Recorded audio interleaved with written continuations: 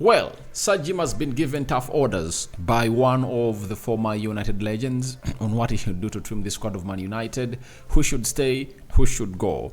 I know some of you might have gone ahead to hear of this story, but had not gone ahead to do it onto this channel. Welcome to the United Matters channel. How are you guys? And where are you watching us from? I go by the names of Rock and David. Smash like button, comment and share. If you're watching us for the very first time, endeavor to subscribe to this channel so as not miss out on stories that we do upload in here on a daily. Bruno Fernandes in the mix, Ahmad Diallo, all in these videos that we're going to be really discussing today. Smash like button close to 300 times and continue to subscribe because we want to hit 17,000 subscribers. 300 because we've already gonna hit to hit 17,200 subscribers onto this channel, and it's all courtesy of you. And Juma Karim to the Muslims, to the Christians, we cover you all in the precious blood of Jesus Christ, and may the living true God bless you and bless you abundantly. Now, today is a day that is gonna hit to come to be a Friday, and we have lots of stories to talk about. And I missed out onto this story, and I said I shouldn't really miss out because I really find it very, very interesting for these players, the ex-players of Man United, who have always gone ahead, obviously, blaming the manager on everything that has been happening at Man United. And when they turn heel, I have to come here and really talk about it. And when Rooney has said, you have to build the team around Bruno Fernandes.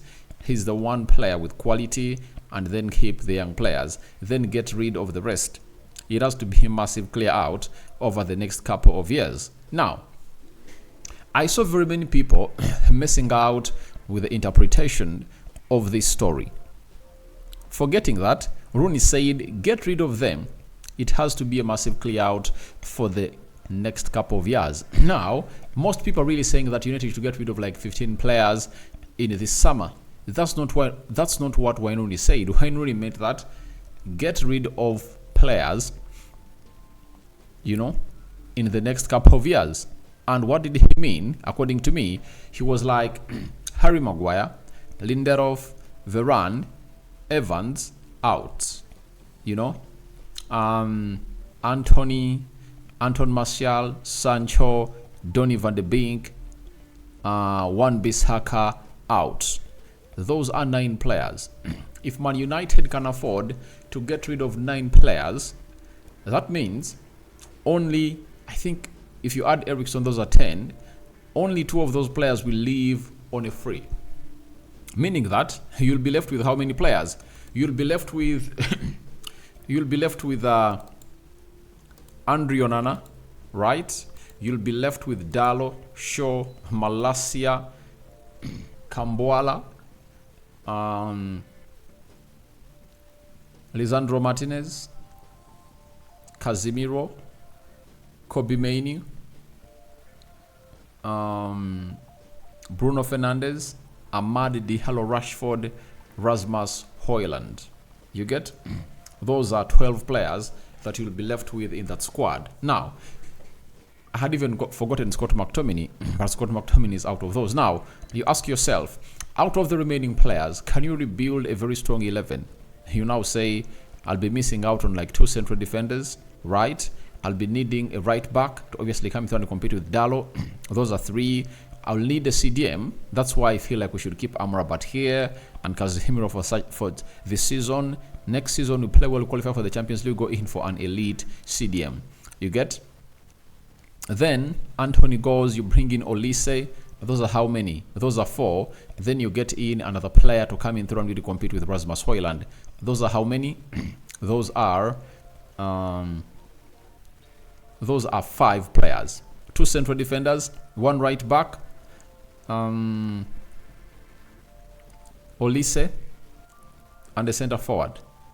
5 players. And when you look at those 5 players, if you've gone ahead to sell like 10, let's say that every player has gone ahead to be sold for like 20 million pounds.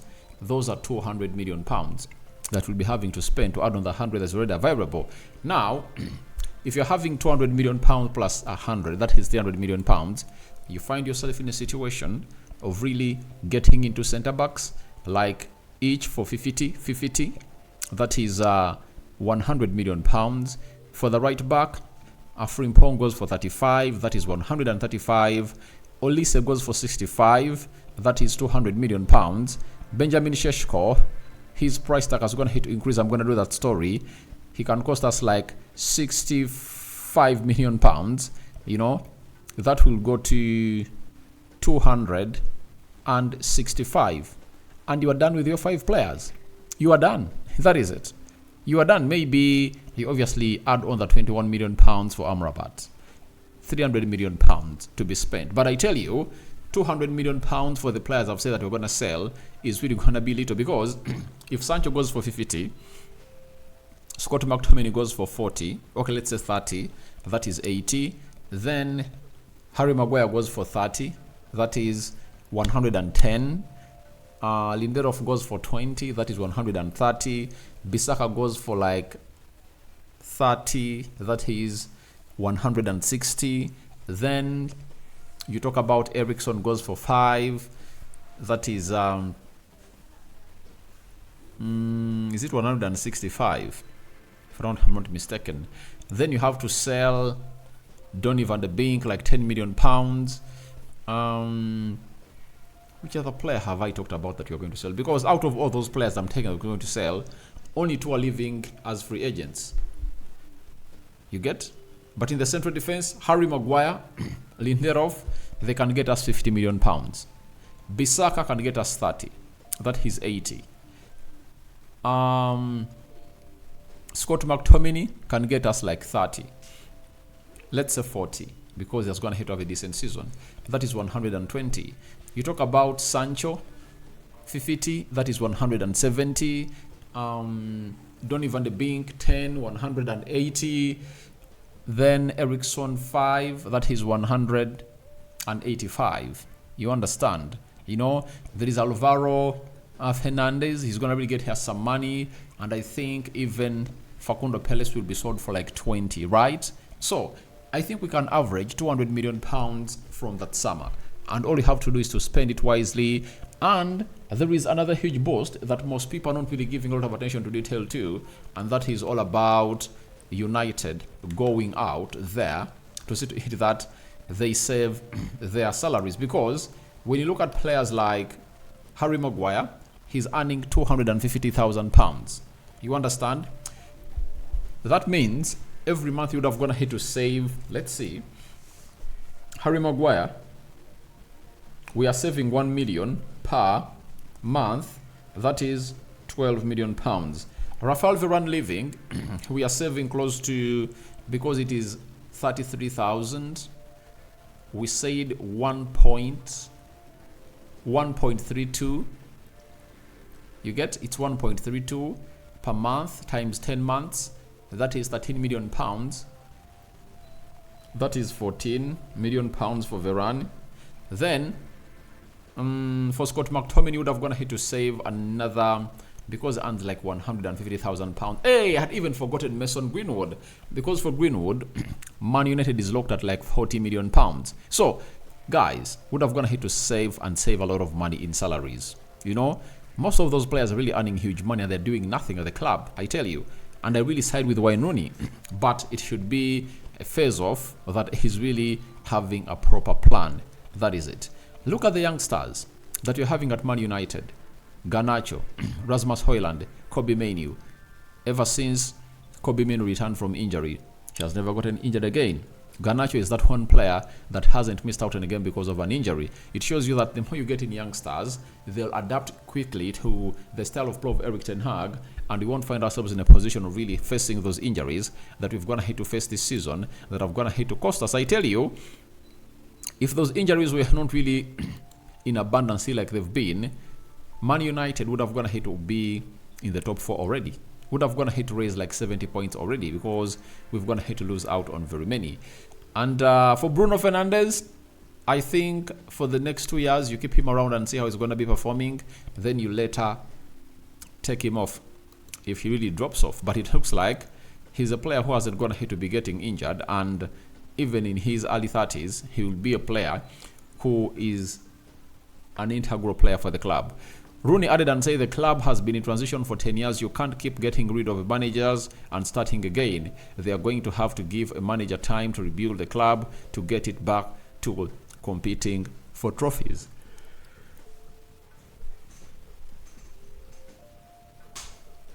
For all that to come out, we have to thank Edu at Arsenal. He's the man that orchestrated all this. The two managers that had gone ahead to be given time were Pep Guardiola and Jurgen Klopp at Man City and Liverpool respectively. These managers had already gone ahead to win things at their previous clubs. Jurgen Klopp at Mainz and Dortmund. Then, who else? Then Pep Guardiola at Bayern Munich and Barcelona. So people are saying these managers are proven. Now, Arsenal comes in through to bring in a manager who is less known for managing a big club. He was an assistant manager and all decisions were not really made by him. He only had to really propose something to Pep Guardiola, and if at all Pep saw something like a gist in it, he gave it green light. And whenever he never saw something gisty in it, he couldn't really give it green light. That's what people really tend to forget. So he comes in at Arsenal, his first management job at Arsenal, and see what it's going to deliver in 4 years. You know, the game of football is going to be played on Sunday. That calls it the end of the Premier League season 2023-24, and Arsenal is still in the title race. Unless otherwise Man City win against West Ham, although you know they're going to win, but I tell you, it might really turn out to be Arsenal as winners because anything is possible in the game of football. You understand? So, you can't come out and really not look at Mikel Arteta, who is a novice at managing a big club, and not apply what he did or what he went through at Arsenal to make it the team it is right now, and doing it to Erik Ten Hag. 2 years just here, this manager is performing better than how Mikel Arteta really performed. In Arteta's first full season, he finished 8th. This man finished 3rd, won a Carabao Cup, played in the FA Cup finale, and found himself in a position or a vicinity of really being knocked out of the UEFA Europa League. And if it was not the if it was not the injuries, because we lost Lisandro Martinez and Varane in the quarterfinals at Old Trafford, I tell you, would have gone ahead to find ourselves in a position of really going ahead to win that UEFA Europa League, I tell you. But when Rooney is on point, Erik Ten Hag should be kept. And one of the hugest shockers of the season will be when the season ends, Manchester United sacking Erik Ten Hag. I don't really see it, and I'll be shocked. I'll come here and do a video, then I'll be shocked. But if you look at the two previous games we're going to hit to play against Arsenal and Newcastle, I tell you, Ten Hag is going to hit to show us that he has a style of play, and he has gone ahead to really implement it, and he's lacking players. And I tell you, what shows you how good Ten Hag is, that a team like we know the stance of Man United. They're going to keep this manager because Sir Jim Ratcliffe said he believes in really giving a manager time and being patient. The journalists putting out that this player should be sacked are the same journalists who are really saying that Erik Ten Hag is wanted by Bayern Munich. Now, is there any bad manager that Bayern Munich really wants? You get? So you are contradicting yourselves. Can Bayern take a manager who doesn't have a style of play? And we all know the style of play of this guy way back from Ajax. You know, he always put in a very big shift as a manager, and we respect him for that as Mikel Arteta. So for my case, I really believe it's really going to be one of the hugest moments of the season, and if it goes as to plan and Ten Hag is kept here, journalists are going to come out and really eat their words. You get? They know that negative news just hits the mainstream, and it really goes viral. That is it. But I really want to accredit Wayne Rooney for what I was going to hit to say. Gary Neville's going to hit to join the queue. I'm even going to hit to see Roy Keane. Mike Owen knows exactly. You know, these journalists are really very, very wise. Mike Owen is a born and bred of Liverpool, though he came in through and really did something for the club of Man United in his twilight of his career. But I tell you, some journalists come here and really have something to say because they know exactly that if at all United gets those things right, they're going to become a problem. Everyone knows that if you're having Ineos at top, Omar Berrad as the CEO, Dan Ashworth as the director of football and Jason Willox as the technical director, and all those are really working ahead all above of Eric Ten Hag, Ten Hag is going to become a problem. They know it because he'll be gotten what he wants and will be challenged to see to it that a lot really goes our way. That's why they're saying sack him. Sack him because they know Ten Hag is going to have to build a team for 2 years. If he gets into the third year with the right people or the right board above him, he's going to become a problem to their teams because they know how good he is. He was at Ajax and he played in the semi-finals of the Champions League. That shows you his quality as a manager. So let's not forget that. They're just trying to really spread hate to say to it that we make a mistake, pile pressure onto Ineos, and we sack the manager. Something I don't believe that Ineos will succumb to, according to me, and I don't really see them succumbing to their pressure. Bruno Fernandes, it's been a difficult season. The standings show that. The fans have been amazing and supported us all season. We all appreciate what they've done for us. We want to do better, and the supporters deserve it. Obviously, the supporters of United deserve to be better, and we need to do the best of the best to reward them with what we call a trophy of the FA Cup at the end of the season. Amad Diallo, I've worked hard for this moment. This season hasn't been so easy for me as I got injured in the preseason, but scoring this goal in the last home game is a big feeling for me. I was waiting for a long time for the first start, but I've gone step by step. Obviously, two starts in a row, and he's really the man that I really went ahead to obviously be thinking about every day.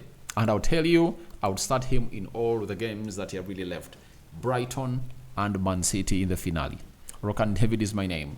What are your thoughts about Sir Jim giving tough orders, by a United legend? What do you make about that? And what do you make about Bruno Fernandes admitting that the season has been bad? Then Amad Diallo coming in through to obviously say he was hugely waiting for this moment. Juma Karim to the Muslims. Continue to subscribe. Rokan David is my name. I sign out for now. See you later, and I cover you all in the precious blood of Jesus Christ. Bye-bye.